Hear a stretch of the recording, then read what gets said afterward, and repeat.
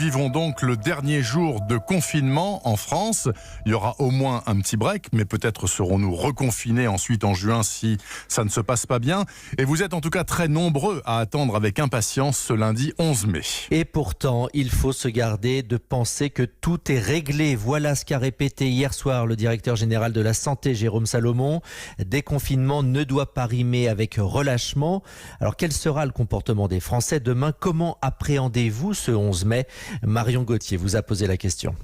Je l'attends comme le Messie. À 7h30 du matin, lundi, je suis sur les chapeaux de roue et sur l'autoroute. Direction la maison de sa fille, à 50 km de chez elle. Michel reste dans les clous. J'aurai mon masque et ma visière. Mais après 8 semaines confinée toute seule, cette retraitée ne pense qu'à rejoindre ses proches. J'ai déjà un emploi du temps du déconfinement.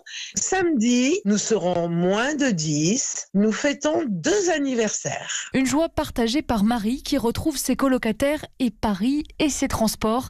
Un peu d'anxiété en prime pour la jeune institutrice à la veille d'une rentrée toute particulière. Je sais ce que je quitte, je sais pas exactement ce que je retrouve parce que je vais devoir reprendre le travail, retrouver une école qui est très différente de ce que je connais.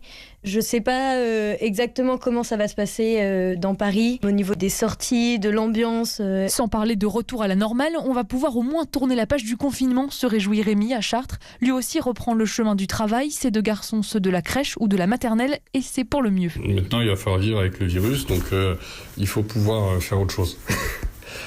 Ça devient long. Moi, j'attendais de pouvoir retourner à une vie sociale active. Et pour ce père de famille, le simple fait de ne pas avoir à remplir d'attestation à chaque sortie, c'est déjà un peu de liberté récupérée. Un sentiment de liberté retrouvé